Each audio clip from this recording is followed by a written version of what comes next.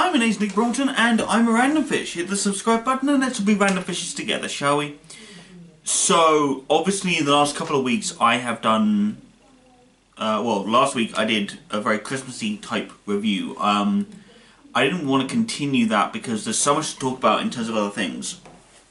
My biggest point, actually, and the film that I want to talk about today, Rise of Skywalker.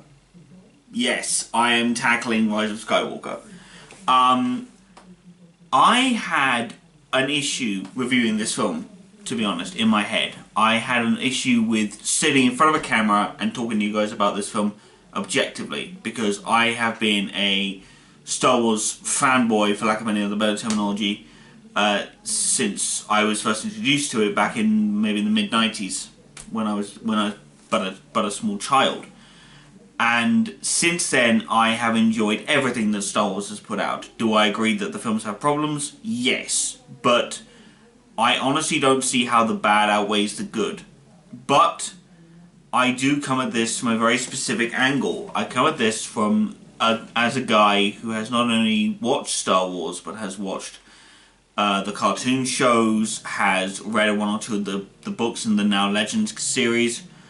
I'm the guy who overanalyzes everything to absolute death. So I'm not going to review this film from a very from a objective standpoint. I can't, because I am not detached enough from the Star Wars franchise to truly review this film as an actual critic in any way, shape or form. Other films I can do. The only films that I don't feel like I can really talk about, the only films I really can't talk about with any real objectivity is Star Wars. I mean, hell, I watched Spider-Man Far From Home and I managed to review that with little problem in my head. Those of you who I believe the review is somewhere on my channel about Spider-Man Homecoming, where I talk about, not Homecoming, Far From Home, where I talk about the problems that movie had, but I just can't seem to do, I acknowledge the problems, but I spend half my time trying to explain them. So that's what I'm going to do today.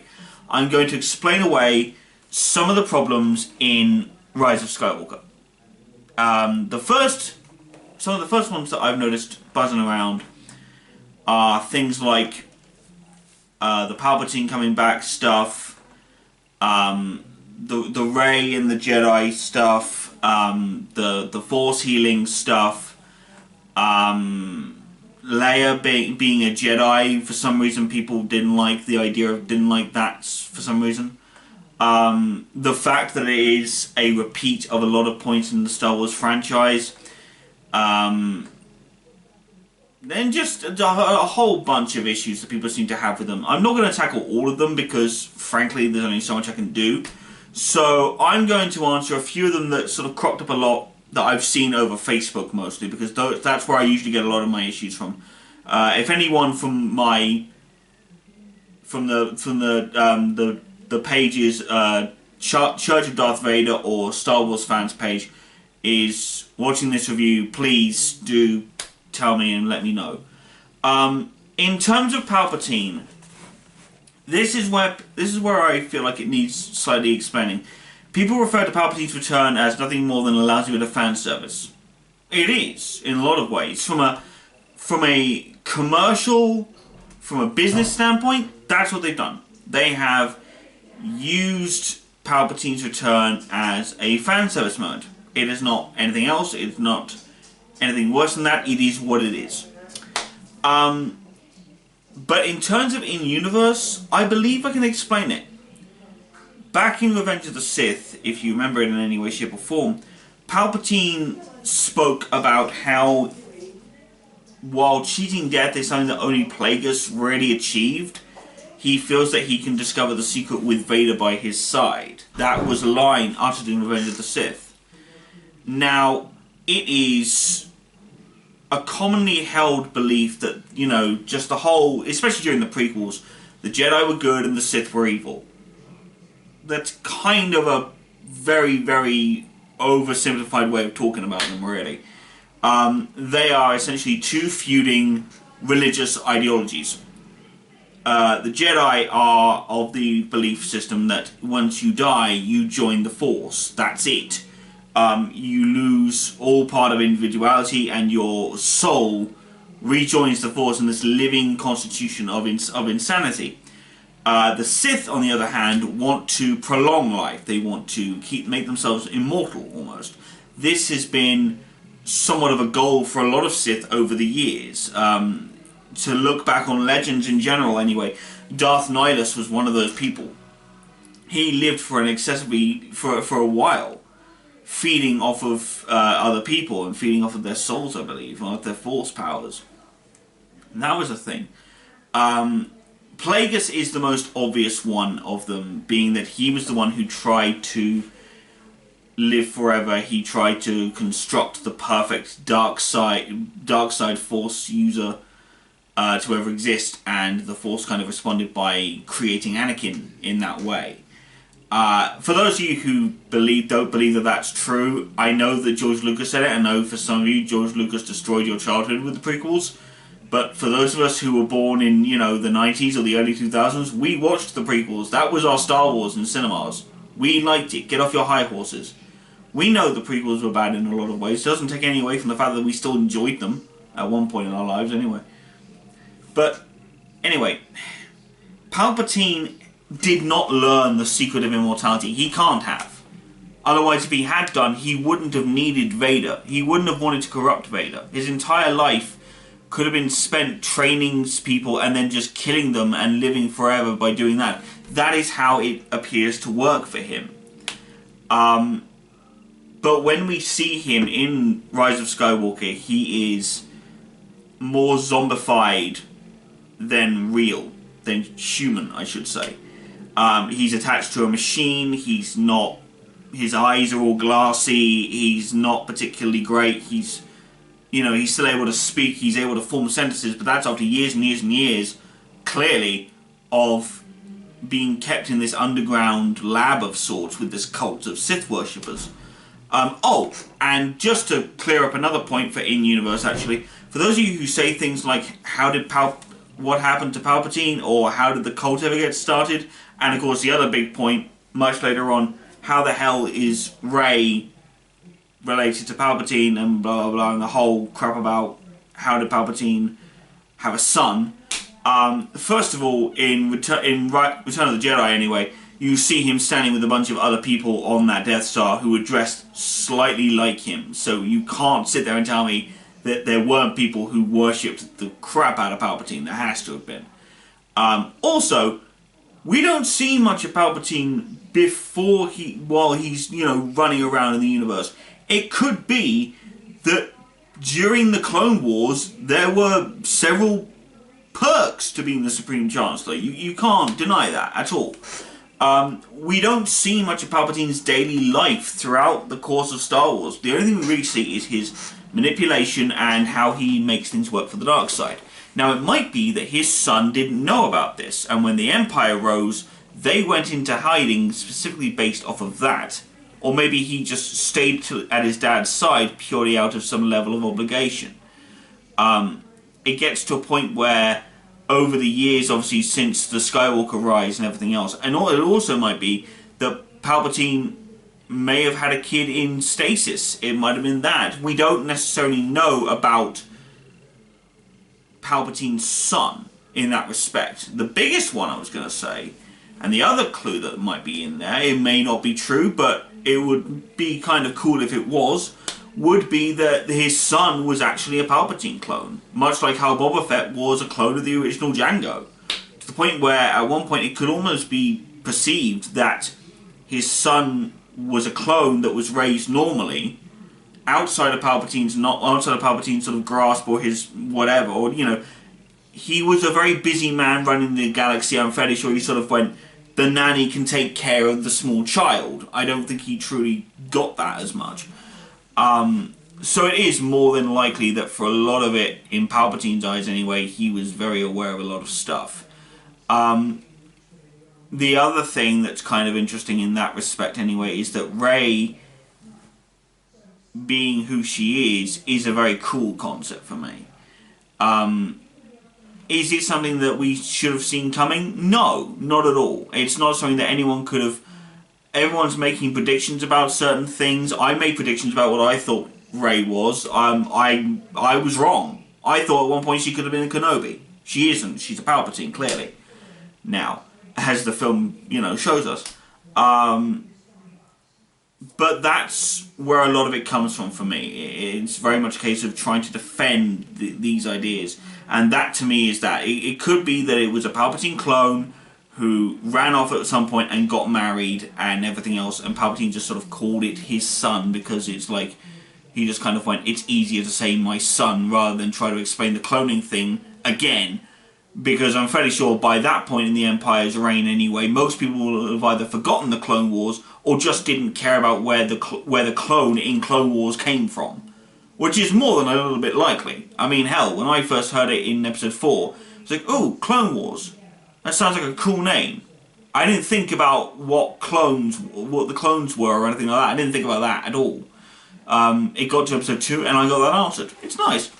Anyway, so Palpatine's return is specifically traced on the fact that he was obsessed with living forever. And he was obsessed with trying to find ways of living forever. When we see him again, he is barely clinging on to life, very clearly. And he is not doing so hot, but the idea is that he's been dragging himself up from the dirt with this cult's help to bring himself back to full power. The Sith are obsessed with the physical world. This is the big thing. And they're obsessed with it to a point where Palpatine is attempting to restore himself back to the physical world with anyone's help, be it the cult or be it Kylo Ren in the end.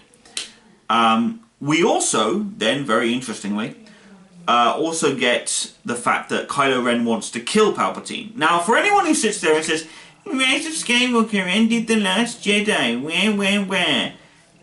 I liked The Last Jedi too. They didn't do that. Kylo Ren is looking to kill Palpatine because he wants to eliminate both the Jedi and the Sith. He's still doing what he said he would do. The only reason why he's allowing Palpatine to live is because he's obsessed with Rey. That's literally it. He's not obsessed with killing her, he's obsessed just with her.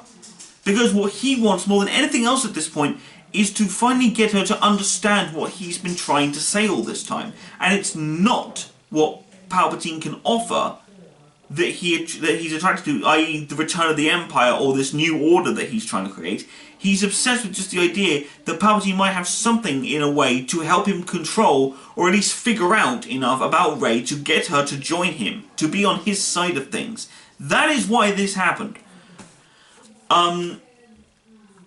So yeah, Palpatine is obsessed with not dying to the point where when he is finally returning, as it were, within the thing, when he says lines like, all the Sith are in me, that's kind of a misnomer, a bit of a lie, I guess. Because the Sith can't transcend, they can't transcend through the Force, at least not in any way that's been proven over the years. They exist purely through either their holocrons, or even slightly more, they exist through their myths, through their legends, through the stories that have been told over the years. And I think that's what Palpatine meant. He is the accumulation of all the Sith knowledge over the years of trying to eliminate death, and he's finally done it. He's finally gotten to a point where he himself is more powerful than any previous Sith before him. He is the ultimate Sith. All the years of Sith live in him. And that's why I don't feel any issue when he says, I am all the Sith, because you can't live as all the Sith. You can exist as the culmination of the Sith, of what they stood for, yes, but you can't exist with all Sith, because they don't have a spiritual form. They exist in the material world only. Keeping it in the Force powers stuff, actually. The Force healing. First of all, people, you're complaining about the Force healing thing, yet I know for a fact that in the games there is Force healing, because you can Force heal your characters in Revenge of the Sith, as it were, as well. In the movies, maybe not. But they are healing wounds that, frankly, they might all be getting hit with wounds, which they may be able to deal with on that slight basis. It's possible. The thing that throws me, or the thing that threw a lot of people, is the idea that force healing is something that we haven't seen before. And by that notion, it's not something that we should be dealing with. Why didn't anyone else learn it? Why didn't Obi-Wan heal Qui-Gon Jinn at the end of Phantom Menace when he got stabbed through the stomach? People. Let's just take a breather and take a step back here. I stated this before in a comment on Facebook, but I'm going to state it now because, frankly, I don't think anyone really read that comment, to be honest, in the first place. But here's the point. For many, many years, the Jedi were the good guys. They were the Force users of the light. However, as the Republic grew, as they've grown, as a whole bunch of other stuff has happened, they have become less and less the good guys. The Jedi have become part of the material world as much as the Sith were. They're not as obsessed or as grounded with it as the Sith were, but they're less... They've seriously become less spiritual by the time the prequels had turned up. By the time the Phantom Menace emerged, or the time the Battle of Naboo happened and the Clone Wars would then start, they were very much stuck in a materialistic rut, to the point where they actually had figured out a scientific way of discovering if you had the Force. They were creating a material world through a spiritual one, which isn't really something you can do. The spiritual is about letting go of the materialistic, at least to that extent. And due to the fact of things like, for example, someone pointed out quite rightly that Ahsoka healed the little Huttling in the Clone Wars movie. Yes, but at the same time, it might have been taught in a moment of war. It wouldn't have been taught as a spiritualistic thing. It wouldn't have been taught as a treat other animals with kindness, or to protect to protect the right people, or to protect things for the good of the galaxy type mentality. This was done as purely as, you might get hurt in the war effort, this is how you bandage yourself up before we can deal with you properly. That's how that works, at least in my eyes. Once the Jedi were eliminated, and only Kenobi and Yoda, along with Kanan Jarrus if you follow Rebels, and of course that little kid from Fallen Order, which I don't know, because I haven't played the game, because I don't have an Xbox One, so meh to you. But the idea of it is that, at least in terms of what Rey does later on in the film, is that she might have learnt this from Luke, who at this point was learning from the original Jedi texts, and she would have learned it from the original Jedi texts too. Those texts were from a time from before the Republic, before the materialism of the Jedi really fought, before their hubris really grew enough to be able to cloud their senses enough that they couldn't even sense a Dark Lord standing 2 feet away from them. It was weird. But that's how a lot of it goes, and it is how a lot of it is meant to have gone. Honestly, things like Rose not doing as much within the film, I feel like a lot of people are complaining about that, but at the same time, everyone got so annoyed about her in Last Jedi that, I'm sorry, let's face facts. She wasn't going to have that much to do in Rise of Skywalker, because everyone got so pissed about her being involved in Last Jedi, they felt like they had to do something. They had to dial it back. You know, we sit here and we complain about, Rose isn't appearing, she doesn't do as much in the film. Oh, what happened to her and Finn? You complained about her and Finn in the last movie! How can you sit there and... Oh, forget it. People complaining about Last Jedi, who then get pissed at Rise of Skywalker for things not being in continuity, can go ahead and suck it. Because you are the people that are part of the problem. So that's Rose really covered. Leia being a Jedi Master, how did we not see that coming? How did none of us ever see this coming? Look, Rey calling Leia Master is not a case of her actually being a Jedi Master. It's because Leia knows more about the Force than anybody else does at this point, apart from Luke's ghost. And apart from Kylo. Though she is the only one who had the knowledge or the skills even to even attempt to train Rey. And Rey still needed some kind of guidance, and Leia was the only one who could provide that. Leia being a Jedi does not surprise me at all. Even before Force Awakens happened, I kind of assumed at some point that Luke would have at least attempted to train her in the ways of the Force, because he found out she was his sister.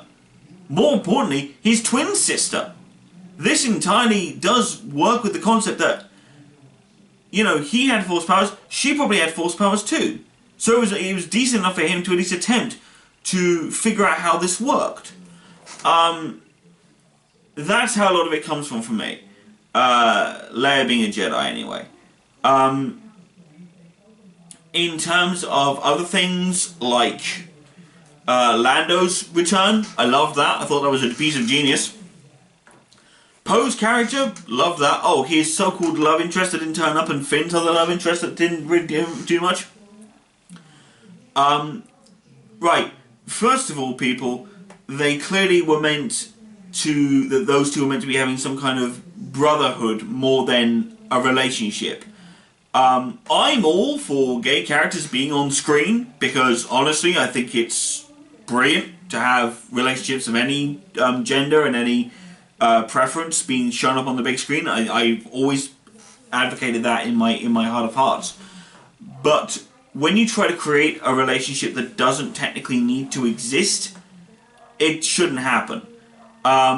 Him having an ex-girlfriend or having a past life, as in Poe Dameron's character, I was fine with that, because it meant that he was more of the Han Solo of the group than maybe it had originally been sort of shoved down our throats of it being. Finn having a slight moment with that other female stormtrooper who also got out, that wasn't romantic. I felt that was more of a kinship type mentality, not a romantic thing at all, because they didn't really kiss, at least not that I saw. Lando talking to her at the end, that might just have been Lando either offering to help, or maybe it's him saying, maybe you are my kid, because it's incredibly obvious, you know, it might be obvious that you and I are related in some way. The fact that he didn't say that about Finn is an interesting one. It might be that he did that later. Maybe that's in the novel somewhere when it comes out. I don't know. But that's where a lot of it comes from for me. This is mostly just me trying to explain and understand Rise of Skywalker a hell of a lot more. The rise of the whole Jedi talking to a thing, I loved that. And to anyone who sat there and said, but we wanted to see the ghosts, or we wanted to see Anakin Skywalker's ghost, because Hayden Christensen was meant to turn up in the film. He did turn up in the film, he just turned up audio only. Alright, leave it alone. I do kind of have an issue with all the Jedi that are talking. Like, the ones that achieved the transcendence, I get that, and I get how you yourself could have noticed that. I almost kind of like this idea that Vader, maybe, you know, when Anakin learnt how to do this, there was a brilliant one on Star Wars Theory that he postulated about that Anakin got taught how to do the Force Ghost thing by Obi-Wan as he was dying, and the moment was stretched out into millions of different moments, and Obi-Wan very quickly sort of taught him the technique, as it were, as he was dying, because he returned to the light side or something. I always thought that was kind of a cool concept, but in my head, what I thought would kind of be a neat theory is that Vader would have learnt about this, quite possibly of happening at the end of the Clone Wars, you know, or when Obi-Wan said, I will become more powerful than you could possibly imagine. It's entirely possible that Vader actually took that to heart, and at some point, maybe after learning about Luke, you know, after telling Luke the truth about his parentage, maybe he went off and traveled. Maybe he went off and sort of studied a bit more. Maybe he kind of went, what is actually going on? Like, there's clearly something else going on here. There's clearly something going on that's out that I don't know about. What is happening? And he realized he couldn't learn it because he was a Sith. But when he returned back to the light, when he killed Palpatine, maybe he thought, if I am truly a Jedi, then maybe I can actually do this. Maybe I can become a Force Ghost. And he tried it, and it happened for him. Maybe that's what happened.